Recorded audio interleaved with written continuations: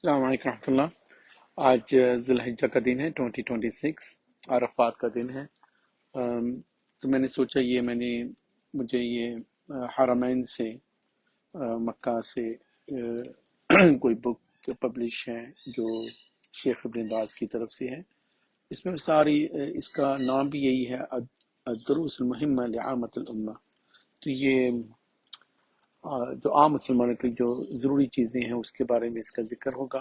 बहुत सी बुनियादी चीज़ें हैं, लेकिन हमें थोड़ा सा इल्म होना चाहिए। शायद ऑनलाइन भी आपको ये मिल जाएगी। मजमूआ फतावा व मक़ालात मुतनव्वआ, इसमें 288 और 298 जो है सेक्शन 3 के। तो मैं आप लोग के सामने ये थोड़ा सा रख देता हूँ। जिन लोग को पता होता है उनके लिए रिमाइंडर हो जाता है। और अल्लाह ताला ने कुरान में भी ये बताया हुआ है कि जो रिमाइंडर होता है, जो बार बार चीज़ें, वो मुसलमानों के लिए, मोमिनीन के लिए फ़ायदा होती है, और जिनको नहीं पता होता तो उनको भी आगाही हो जाती है। सबसे पहली जो चीज़ इन्होंने बताई है कि जो छोटी सूरतें हैं जिसमें सूरत फातिहा है और सूरत ज़लज़ाल से लेके नास तक, तो जिस कदर मुमकिन हो इनको समझा जाए, पढ़ाया जाए, तिलावत की जाए, हिफ्ज़ किया जाए, या इनकी तशरी ज़रूरी है कि थोड़ा बहुत तो इंसान को पता हो। और दूसरा अरकान इस्लाम है। हम सबको पता है अरकान इस्लाम क्या है, और ये 5 में से जो सबसे पहला ला इलाहा इल्लल्लाह मुहम्मद रसूलुल्लाह की गवाही देना।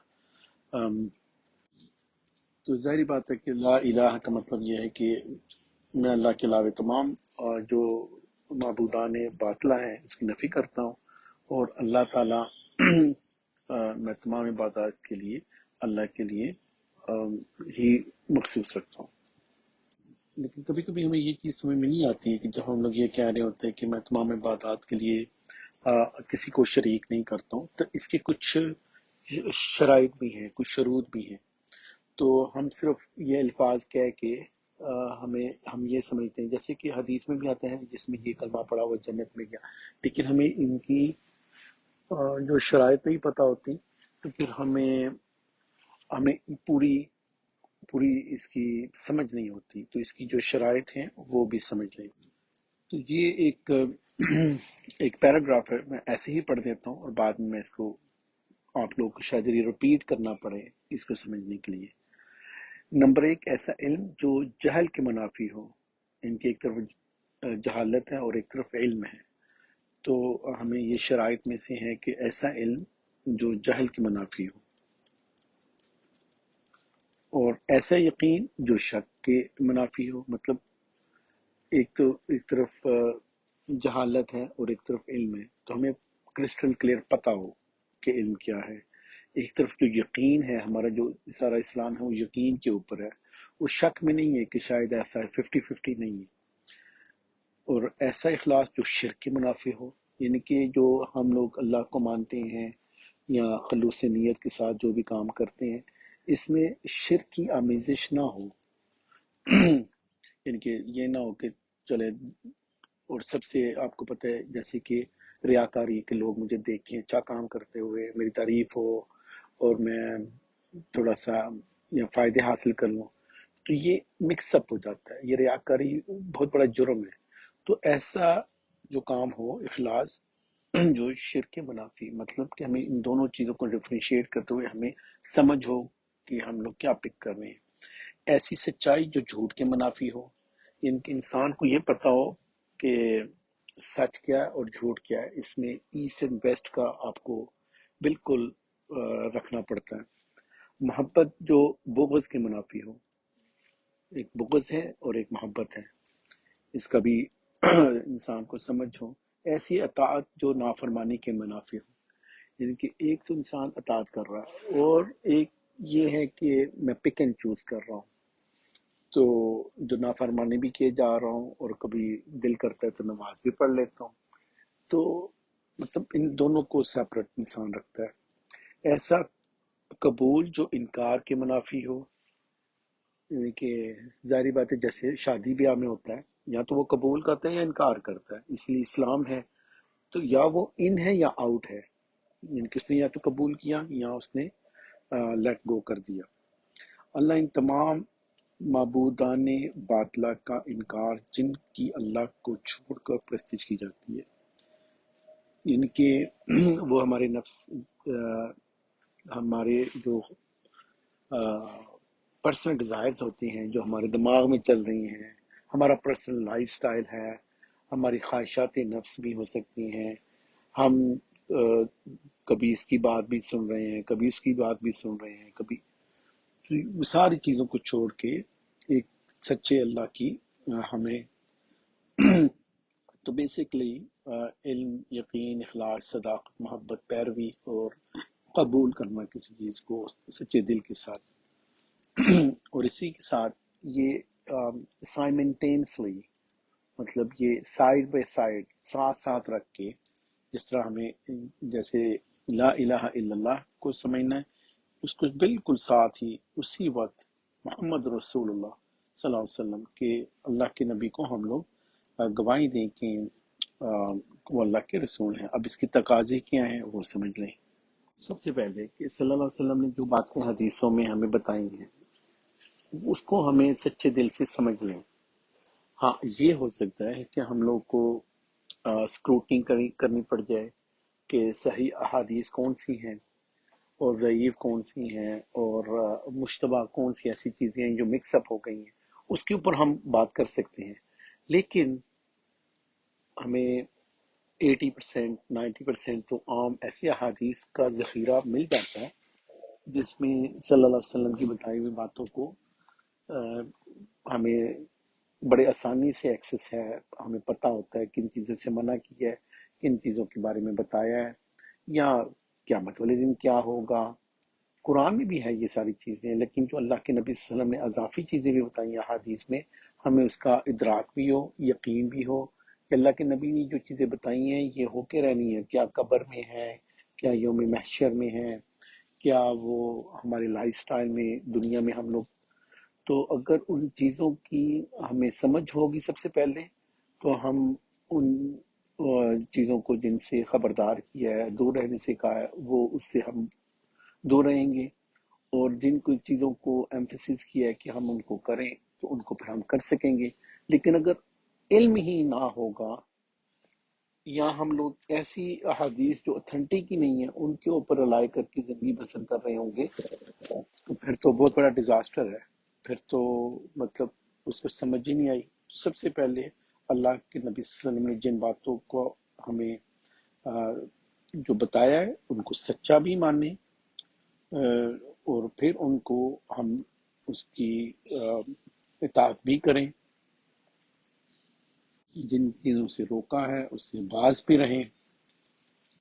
اور بڑی امپورٹنٹ چیز یہ ہے کہ جس طریقے سے اللہ کے نبی نے ہمیں بتایا ہے قرآن اور سنت سے، کیونکہ قرآن بھی تو اللہ کے نبی صلی اللہ علیہ وسلم نے بتایا ہے نا، تو قرآن اور سنت میں جیسے حدیثوں میں جو جس طریقے سے عبادت کا ہمیں کہا ہے، ہم اس کو ایز از کریں۔ جب ہم لوگ اپنی طرف سے 1.5 اشارے لگاتے ہیں کہ تھوڑا اور بڑھا دو، یا تو اس کو تھوڑا کم کر دو، اس کو ماڈیفائی کر دو، یہی بدعات میں جاتی ہے، یہی شرک میں جاتی ہے۔ ہمیں وہی 1400 سال پہلے جیسے اللہ کے نبی نے کیا تھا اس کو کاپی پیسٹ کر کے ہم وہیں پہ رہیں گے، اس کو نہ بڑھائیں گے نہ کم کریں گے۔ اس کے ساتھ ہی ہمیں عام مسلمانوں کو نماز کیسے ادا کرنی ہے، زکوٰۃ کیسے دینی ہے، کم از کم اپنا حصہ تو پتہ ہونا، وراثت کا پتہ ہو، کہ ایک انسان کو یہ تو پتہ ہوتا ہے، چلو ساری لیجسلیشن نہیں سیکھنی، یا آپ قرآن میں پڑھتے ہو تو بھول بھی جاتی ہے، لیکن یہ تو پتہ ہونا کہ میرے ایک بیٹی ہے اور ایک بیٹا ہے، تو میں نے وراثت کیسے تقسیم کرنی ہے، ایک کو دگنا حصہ ملنا ہے، ایک کو ایک ملنا ہے۔ اپنے حصے کا تو اس کو سمجھو، اپنے حصے کا تو اس کو، اپنے لواحقین کو اگر قبر میں اتارنا ہے تو اس کے کیا لوازمات ہیں، اپنے حصے کی تو نماز یا وضو تو پتہ ہونا کہ وضو کیسے کرتے ہیں۔ کئی لوگوں کے وضو میں غلطیاں ہیں، کئی لوگوں کی نمازوں میں غلطی ہیں، بچپن میں سیکھی ہوئی ہیں اور وہی کاپی پیسٹ کر کے چلا لیتے ہیں ہم لوگ۔ اب یقین کریں میں نے جتنا اس کو نماز کو اور وضو کو سیکھا، مجھے over the period of time کتنی غلطیاں مجھے ملی۔ رمضان کے روزے کیا رکھتے ہیں، جو بنیادی جو احکام ہوتے ہیں، اللہ کے نبی نے جو بیت اللہ کا حج کے بارے میں بتایا ہے، تو ٹھیک ہے جب انسان نے حج کرنا ہو تبھی اس کی ڈیٹیلز ہمیں پتہ، لیکن موٹی موٹی چیزیں تو انسان کو پتہ ہو۔ اس کے بعد جو تیسرا سبق ہمیں بتایا وہ ہے ارکان اسلام کے رکن کون کون سے ہیں اللہ، تو یہ ہمیں 6 ارکان جو پتہ ہیں، ہم لوگوں نے رٹے بھی ہوئے ہیں، ہمیں پتہ بھی ہے۔ آمنت باللہ و ملائکتہ و کتبہ و رسلہ والقدر خیرہ و شرہ من اللہ تعالی والبعث بعد الموت، لیکن کم از کم ہمیں اس کا ادراک ہو کہ یہ کیا چیزیں ہیں۔ یہ ہیں اللہ کے اوپر ایمان لانا، فرشتوں کے اوپر ایمان لینا، سارے فرشتے اللہ کی مخلوق ہیں۔ جبرائیل علیہ السلام کے بھی ایمان نہیں لائیں گے تو ہمیں یہ کیسے پتہ چلے گا کہ قرآن اتھینٹک ورژن میں ہمارے پاس پہنچ جائے؟ تو اللہ کے اوپر، اس کے بعد فرشتوں، یعنی یہ پوری چین ہے جو آپ کو اور مجھے جو پوری لیجسلیشن مل رہی ہے، پوری گائیڈ لائن مل رہی ہے، اپنی زندگی گزارنے کا جو طریقہ مل رہا ہے آخرت کا، کیونکہ ہم لوگ انویسٹ کر رہے ہیں اپنا ٹائم، اپنا پیسہ بھی انویسٹ کرتے ہیں زکوٰۃ میں، حج میں، اپنا کاروبار چھوڑ کے نماز پڑھنے جاتے ہیں۔ اگر ہم لوگ یہ نہ کریں تو جیسے ایک ایتھیسٹ زندگی گزار رہا ہے، وہ اپنے اس کو کھلی چھوٹ ہے، اپنے پیسے میں سے وہ ایک زکوٰۃ بھی نہ دے، نماز بھی نہ پڑھے، وہ اپنا کاروبار نہیں چھوڑتا، اس کے زیادہ گھنٹے لگتے ہیں، تو ظاہری بات ہے کہ وہ اس دنیا میں زیادہ کمائی کر رہا ہے۔ لیکن اگر ہم لوگوں نے اپنے آپ کو مسلمان کہا ہے تو ہمیں ہر وہ چیز، کیونکہ ہم لوگ اس دنیا سے آگے بھی ایک دنیا کی بات جو ہم لوگوں نے سمجھنی ہے، تو ہم لوگ اس کو بھی تھوڑا سا اس بینک میں بھی اپنا نیک مال جمع کرتے ہیں۔ اس کی وجہ سے ہمیں کوئی چیزیں، ہمیں اپنی جان کو بھی تھوڑا سا رات کے ٹائم اٹھنا پڑتا ہے فجر کو، یا پھر ہمیں عشاء کو، یا پھر ہمیں روزہ رکھنا پڑتا ہے، کبھی بھوکا پیاسا رہنا پڑتا ہے، یا یہ ساری چیزیں۔ تو ہم عام انسان سوچے گا میں اس پہ کیوں عمل کروں، کیونکہ یہ قرآن میں لکھی ہیں، تو پھر حدیث میں ہے۔ تو ایک انسان جو نیا مسلمان ہے وہ سوچتا ہے کہ پھر وہ ساری جو چین آف کمانڈ ہے اس کو سمجھنا ضروری ہے کہ یہ مجھ تک کیسے پہنچا۔ اب آپ کو اس کو سمجھیں گے یہ 6 ارکان کیسے ایک دوسرے کو انہوں نے کیسے پکڑا ہوا ہے۔ سب سے پہلے ہم اللہ کے اوپر ایمان رکھتے ہیں، تو اللہ نے فرشتوں کے ذریعے کچھ کام کروائے ہیں، جس میں سے ایک کام یہ تھا کہ وہ جبرائیل علیہ السلام کو انہوں نے ایلوکیٹ کیا کہ وہ لوح محفوظ سے قرآن کا جو اتھینٹک کاپی تھی وہ اوور دی پیریڈ آف 22 اور 23 ایئرس، 22-23 سال میں وقتاً فوقتاً وہ اللہ کے نبی صلی اللہ علیہ وسلم کو ان کے دل کے اوپر اتارتے تھے۔ اور یہ سارا کام حجاز کے اندر ہوا، مطلب کہ عربیہ کے اندر،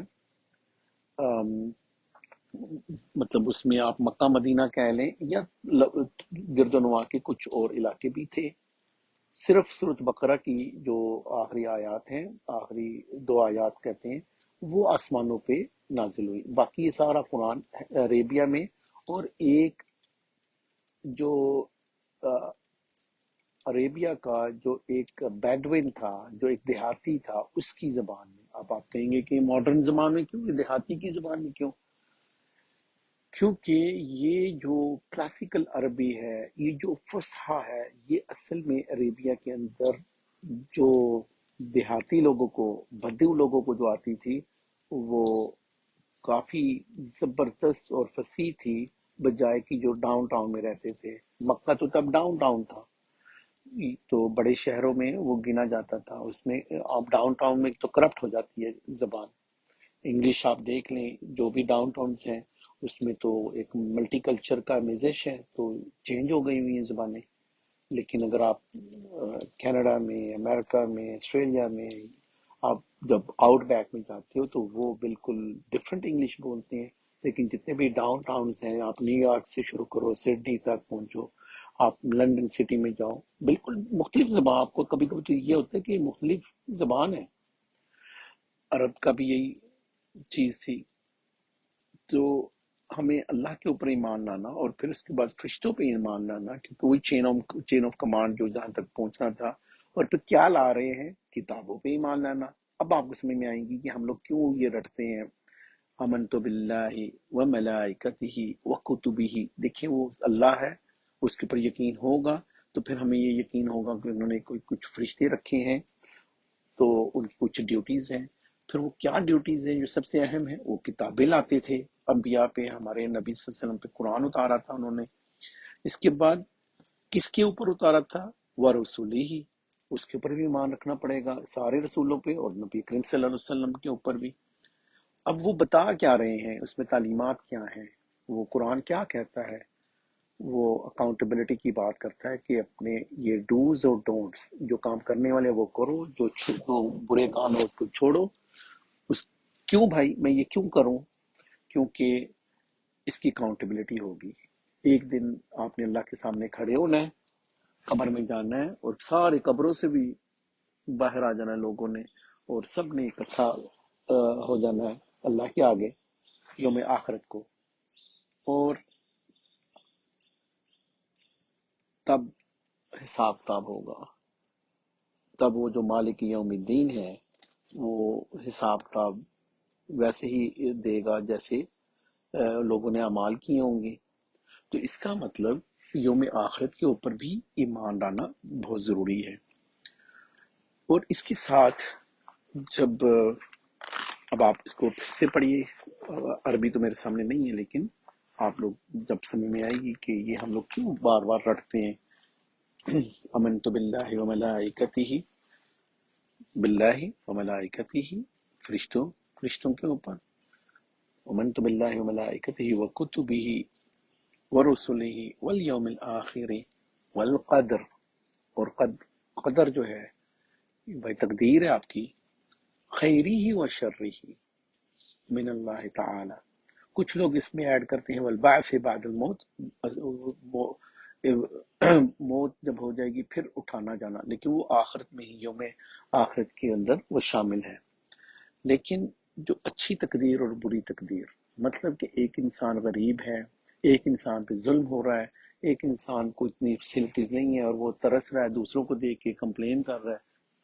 अभी सुबह, ये सुबह भी क्या, अभी 1 घंटा पहले यहाँ पे जॉब में, तो मेरे सामने एक क्रिश्चियन लेडी आ गई, उसने कुछ बातें पूछी और जानबूझ के वो डिग कर रही थी। हम जॉब पे ऐसी बातें नहीं करते, लेकिन वो मेंबर ऑफ पब्लिक, उसने हम दो, मेरा एक सुपरवाइजर था और वो भी मुसलमान था, तो उसने बातें शुरू की एक एक करके।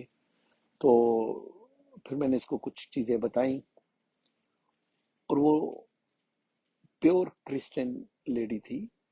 तो फिर उसको मैंने यही कहा कि आप अपने अल्लाह से अम, दुआ करें कि अल्लाह आपको कोई, आपको अल्लाह गाइड करे, कि आपको तो पता है ना और अल्लाह को पता है क्या चीज़ बेहतर है, क्या चीज़ ठीक है, क्या चीज़ ठीक नहीं है, तो अल्लाह आपके लिए कुछ रास्ता निकालेगा।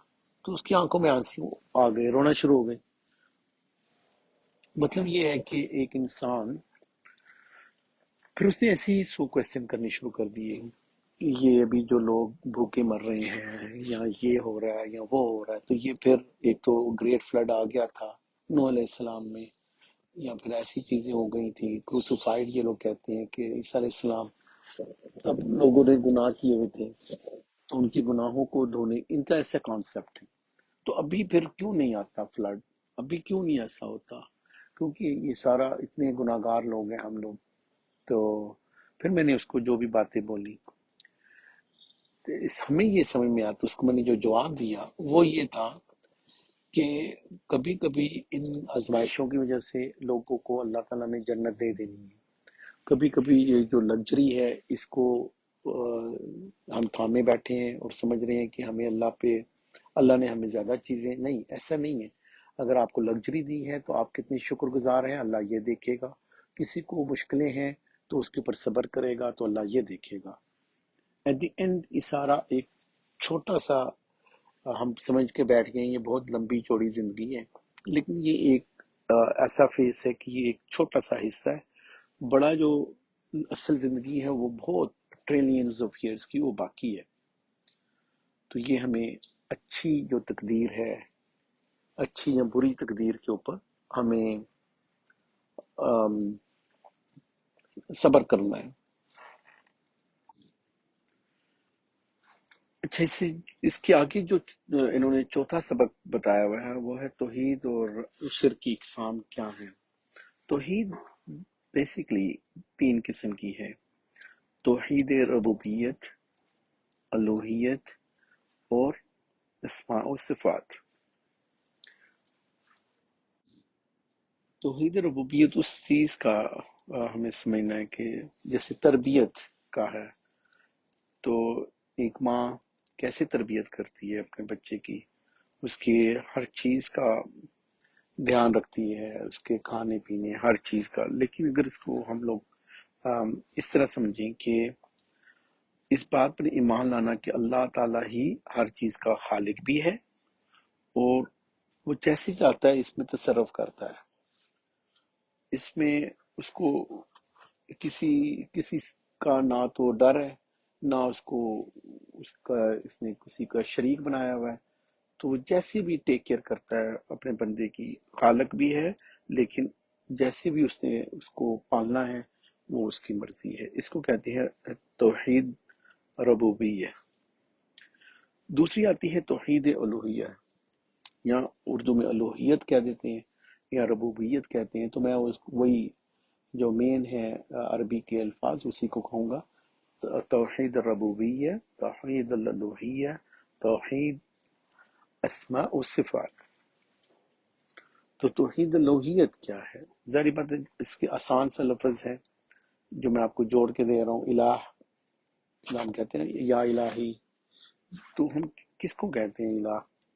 اور آپ لوگ کو بھی کلک ہو گیا ہوگا کہ یہی الہ والا الہیت الوہیت سے الہ اور الہ والا جو کلمہ ہے وہ ہم لا الہ الا اللہ سے ہم لوگ اسی میں پڑھتے ہیں نا، لا الہ. تو یہیں سے الوہیت مطلب یہ ہے کوئی بھی عبادت کے لائق نہیں ہے. تو اصلی جو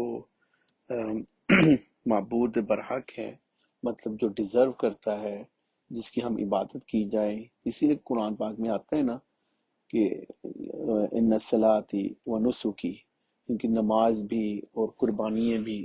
یہ تھوڑی نا کہ قربانیاں نظر نیاز وہ کسی کے ہم لوگ شرک کے اڈوں کے اوپر جا کے ادھر قربانیاں کریں. نہیں نہیں، یہ بھی وہ ہے، یہ نہیں کریں، نہیں کریں. ہر چیز خالصتاً، روزہ ہے، نماز ہے، صرف خالصتاً اپنے اللہ کے لیے. تو یہی مطلب بھی ہے لا الہ الا اللہ کا کہ اللہ کے سوا کوئی بھی معبود نہیں ہے. ساری جو ہم لوگ باتیں کریں گے، کیا ہماری قربانی ہے، نماز ہے، روزہ ہے، خالصتاً اپنے اللہ کے لیے. اس کے علاوہ عبادت کا کوئی چھوٹا سا بھی حصہ ہے، جیسے کہ بڑی اچھی بات کہتے تھے ڈاکٹر اسرار صاحب کہ ایک انسان 5 سیکنڈ کا اگر اس نے سجدہ کرتا ہے نارملی، اگر اس کے پاس کوئی ایسا بندہ کھڑا ہو گیا ہے کہ وہ اس کو امپریس کرنے کے لیے وہ 7 سیکنڈ کا جان کے اس نے لمبا کر لیا ہے، تو کس کو وہ 2 سیکنڈ کا سجدہ کر رہا تھا؟ اللہ کو تو نہیں جا رہا تھا، وہ کسی اور کو شریک کر رہا تھا اپنی عام نماز میں. تو یہ ساری ہمیں دھیان جب رہے گا تو پھر ہمیں توحید الوہیت کے بارے میں سمجھ میں آئے گی. اب ہے توحید اسماء و صفات. تو قرآن کریم میں اور حدیث میں بہت سے اللہ کے نام بتائے گئے ہیں جو ہمیں بغیر ایک میں کچھ ٹیکنیکل لنک کوئی ٹرمنالوجی یوز کرتا ہوں یہاں پہ، اور ان چیزوں کے اوپر بہت بڑے حلقے کروائے جاتے ہیں فقہ میں، جو بھی اسلامی. اس میں ہے اللہ کو، اللہ کے جو نام ہیں صفاتی نام، جیسے هو اللہ الذی لا الہ الا هو الرحمن الرحیم الملک القدوس السلام المؤمن المہیمن العزیز الجبار المتکبر، اور ایسے بہت سارے، کم از کم 99 تو آپ کو حدیث میں ہی مل جائیں گے. اور کچھ ایسے ہیں جن کا پتہ ہی نہیں ہے لوگوں کو، اللہ نے اپنے پاس چھپا کے رکھے ہوئے ہیں. کئی ان میں سے ہیں اسم اعظم ہیں. لیکن جو ٹرمنالوجی میں آپ کو دے رہا ہوں کہ بغیر کسی تحریف، تعطیل، تکییف اور تمثیل کے اس طرح ثابت کرنا جو اللہ کی شان شان ہو، کیونکہ ہم اس میں اپنی مرضیاں شامل نہیں کر سکتے، نہ اس کو کم کر سکتے ہیں، نہ بڑھا سکتے ہیں، نہ مینپولیٹ کر سکتے ہیں۔ ہمیں ویسے ہی دیکھنا ہے جیسے قل هو اللہ احد اللہ الصمد لم یلد ولم یولد ولم یکن له کفوا احد۔ سوری، اعوذ باللہ من الشیطان الرجیم، بسم اللہ الرحمن الرحیم۔ قل هو اللہ احد اللہ الصمد لم یلد ولم یولد ولم یکن له کفوا احد، کہ آپ کہہ دیجیے کہ اللہ ایک ہے، اللہ بے نیاز ہے، نہ اس کا کوئی پیدا نہ اس سے کوئی پیدا ہوا، نہ وہ کس سے پیدا ہوا، اور اس جیسا کوئی ہے ہی نہیں۔ دوسری جگہ پہ اللہ تعالیٰ کہتے ہیں لیسا کمثلہ شیء وہو السمیع البصیر، کہ اس کی جیسی تو مثال بھی کوئی نہیں ہے، تو اس جیسی کوئی چیز نہیں، وہ خوب سننے والا اور خوب دیکھنے والا ہے۔ تو اس میں بڑی اچھی ایک چیز میں نے بہت سال پہلے، 20-25 سال پہلے ڈاکٹر اسرار سے سنی، مجھے وہ مثال بڑی پسند ہے۔ جب بھی اس آیت کا میں مطالعہ کرتا ہوں تو کہتے ہیں کہ ایک ہوائی جہاز ہے، اور ایک بچے نے دیہات میں نہیں دیکھا ہو ہوائی جہاز کیسا ہوتا، تو اس کو ایک پیپر پلین بنا کے تو اڑایا جاتا ہے، تو کہتے ہیں ایسا ہوتا ہے ہوائی جہاز۔ اب وہ بچہ خوش ہو جاتا ہے کہ ہاں ٹھیک ہے، یہ ہوائی جہاز ہے، لیکن ہمیں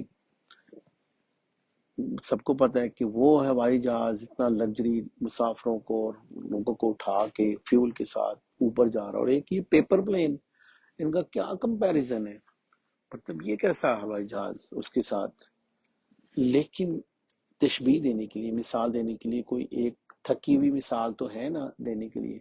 اللہ کیا ہے، اس آیت کو بھی پھر ایسے سمجھیں کہ وہ اللہ، وہ اتنی بڑی وہ اللہ کی ذات ہے، لیسا کمثلہ شیء، یہ نہیں کہ اس جیسا کوئی نہیں، اس جیسی ہم مثال بھی پروڈیوس نہیں کر سکتے۔ جیسے وہ بڑے پلین کو، بڑے ڈبل ڈیکر کو ہم ایک پیپر پلین سے مثال دے رہے ہیں، اللہ کو کے ادراک کو، اللہ کی بڑائی کو سمجھنے کے لیے ہمارے پاس مثال بھی کوئی نہیں ہے۔ ہم سارے دنیا میں لوگ مل کے اکٹھے ہو کے اتنی ماڈرن لائف کو بھی، لیکن ہم لوگ کوئی ایک مثال بھی کمپیریزن کرنے کے لیے بھی نہیں دے سکتے کہ اللہ ایسا ہے۔ اللہ کے لیے ہمارے پاس یہ نہیں کہ اللہ جیسی کوئی چیز نہیں ہے، اللہ جیسی کوئی مثال بھی نہیں ہے۔ ہاں، کچھ لوگوں نے، اہل علم نے، جو توحید کو 3 میں سے 2 قسمیں بتائیں، کیونکہ وہ جو توحید اسماء و صفات کو توحید ربوبیت میں ہی شامل کر دیں، لیکن اس میں کوئی مذائقہ اس لیے نہیں ہے کہ دونوں کو آپ مرج کر کے پڑھ لیں یا علیحدہ علیحدہ کر کے پڑھ لیں۔ ان میں ہمیں کوئی فرق تو نظر نہیں آتا۔ جیسے 2 چیپٹر میں آپ کو ایک مضمون سارا کور کر دیں، اور کوئی ہوتا ہے کہ وہ علیحدہ علیحدہ چیپٹر بنا دیں۔ شرک کی اگر بات کی جائے تو یہ 3 قسم کی، ایک شرک اکبر، شرک اصغر اور شرک خفی۔ تو یہ 3 اقسام ہیں شرک کی، بڑا شرک، چھوٹا شرک، اور ایک ایسا ہے جو چھپا ہوا ہے۔ تو اگر شرک اکبر کی حالت میں انسان مر جاتا ہے تو وہ تو جہنم ہے، اللہ نے خود ہی بتا دیا کہ اس کی معافی نہیں ہے، بلکہ بہت بڑے بڑے لوگوں کی مثالیں دیں۔ وَلَوْ أَشْرَكُوا لَحَبِطَ عَنْهُمْ مَا كَانُوا يَعْمَلُونَ، اگر بالفرض یہ لوگ بھی اگر شرک کرتے تو سارے نیک اعمال ان کے ضائع کر دیتے۔ یہ سورۃ انعام کی آیت نمبر 88 خود مطالعہ کر لیں۔ اللہ تعالیٰ کہتے ہیں اعوذ باللہ من الشیطان الرجیم، بسم اللہ الرحمن الرحیم، ما كان للمشرکین ان یعمروا مساجد اللہ شاہدین علی انفسهم بالکفر اولئک حبطت اعمالهم وفی النار هم خالدون۔ لائق نہیں کہ مشرک اللہ کی مسجدوں کو آباد کریں جبکہ وہ خود اپنے کفر کے آپ ہی گواہ ہیں، ان کے اعمال غارت و اکارت ہیں اور وہ دائمی طور پر جہنمی ہیں۔ یہ سورۃ توبہ کی آیت نمبر 17 ہے۔ جو اس حالت میں مرے گا تو اللہ نے اس کو معافی نہیں ہے۔ اللہ تعالیٰ قرآن میں سورۃ النساء میں کہتے ہیں ان اللہ لا یغفر ان یشرک به ویغفر ما دون ذلک لمن یشاء، کہ اللہ شرک تو معاف نہیں کرے گا، اس کے علاوہ کوئی بھی ہے تو اس کے اوپر اللہ جس کو چاہے گا معاف کر دے گا۔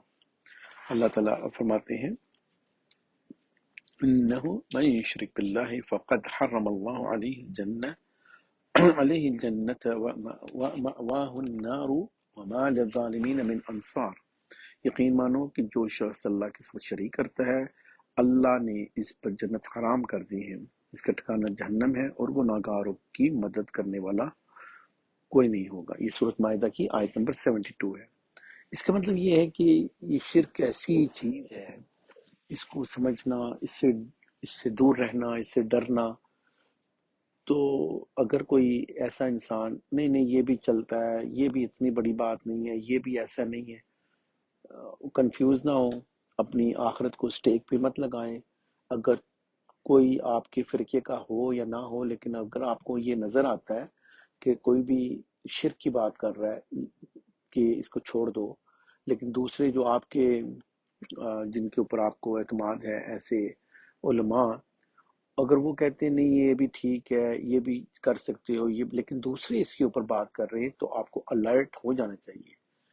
الرٹ کم از کم اگر ہم لوگ ایسا رکھ لیں کہ بھائی اس عمل کے علاوہ بھی تو پچاسوں ایسے عمل ہوں گے جن کے اوپر سب لوگ اتفاق رائے رکھتے ہوں گے، تو میں اتنا رسکی کام کیوں کروں کہ جس کے اوپر دوسرے علماء یہ کہہ رہے ہیں کہ یہ شرک ہے یا یہ شرک ہو سکتا ہے۔ شاید آپ کے علماء اس کو نہ بھی سمجھتے ہوں، لیکن الرٹ تو آ گیا، بندے کو تھوڑا سا شک تو ہو گیا۔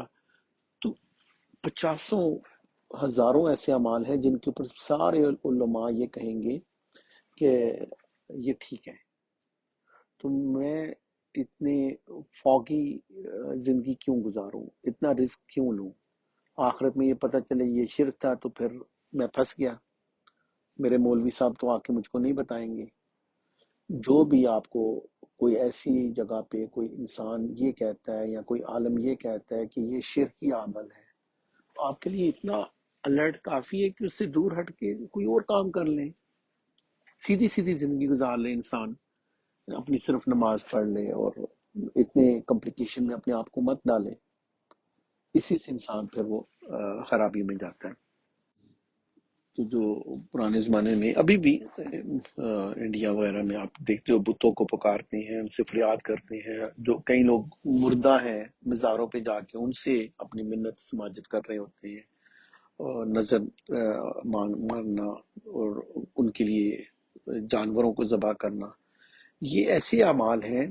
علماء نے ان اعمال کو شرک اکبر کی قسموں میں رکھا ہے، مطلب یہ سب سے بڑے شرک ہیں، اس سے بڑا کیا شرک ہوگا؟ اللہ کہتا ہے ان الصلاۃ و نسکی، یہ نماز اور یہ قربانی میرے لیے ہے، لیکن یہی ہم جب دوسروں کے لیے کرتے ہیں، بتوں کے لیے، کسی کے لیے بھی، تو یہی تو اصل میں مصیبت ہے۔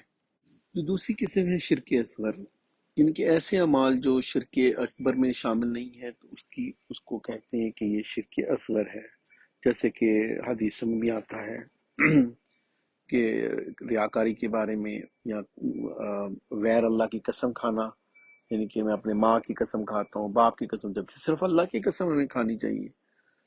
تو ایک اور چیز یہاں پہ میں واضح کرتے جاؤں، آپ قرآن میں جب دیکھو گے نا تو اللہ کبھی والعصر کی قسم کھا رہے ہیں، کبھی والضحا کی، کبھی مختلف اپنی بندہ یہ دلیل نہ لے کہ اللہ نے بھی تو قسمیں کھائی ہیں چیزوں کی، مختلف وقتوں کی۔